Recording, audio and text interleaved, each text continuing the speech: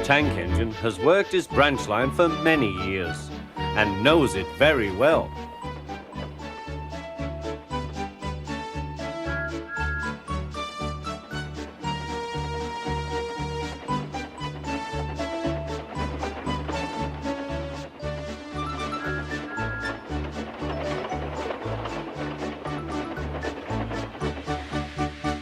You know just where to stop, Thomas, laughed his driver.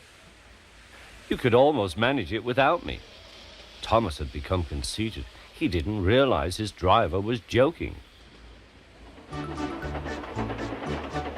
Later, he boasted to the others.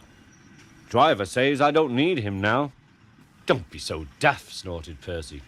I'd never go without my driver, said Toby earnestly. I'd be frightened. Huh, boasted Thomas. I'm not scared. You'd never dare. I would then. You'll see. The next morning, the firelighter came. Thomas drowsed comfortably as the warmth spread through his boiler. Percy and Toby were still asleep. Thomas suddenly remembered. Silly stick in the muds, he chuckled. I'll show them. Driver said I could manage without him. I'll just go out. Then I'll stop and wheesh. That'll make them jump. Thomas thought he was being clever. Really, he was only moving because a careless cleaner had meddled with his controls. He soon found his mistake. He tried to wheesh, but he couldn't. He tried to stop, but he couldn't. He just kept rolling along. He didn't dare look at what was coming next. There was the station master's house. The station master was about to have breakfast. Horrors! Cried Thomas and shut his eyes. The house rocked. Broken glass tinkled.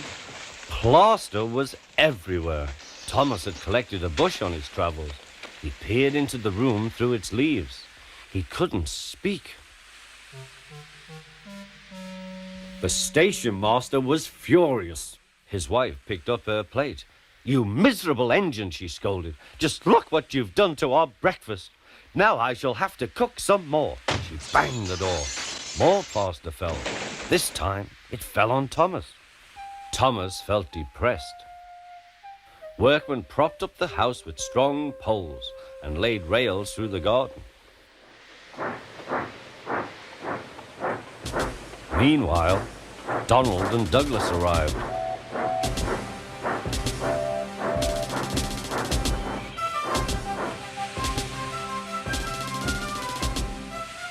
Do not fash yourself, Thomas.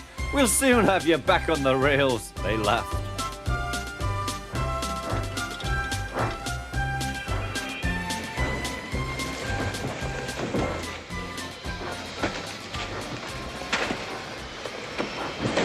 Donald and Douglas, puffing hard, managed to haul Thomas back to safety. Bits of fencing, the bush, and a broken window frame festooned his front, which was badly twisted. The twins laughed and left him. Thomas was in disgrace. There was worse to come. You are a very naughty engine. I know, sir. I'm sorry, sir. Thomas's voice was muffled behind his bush. You must go to the works and have your front mended. It will be a long job. Yes, sir. Meanwhile, a diesel rail car will do your work. A diesel, sir? Thomas spluttered. Yes, Thomas. Diesels always stay in their sheds till they are wanted. Diesels never gallivant off to breakfast in station masters' houses.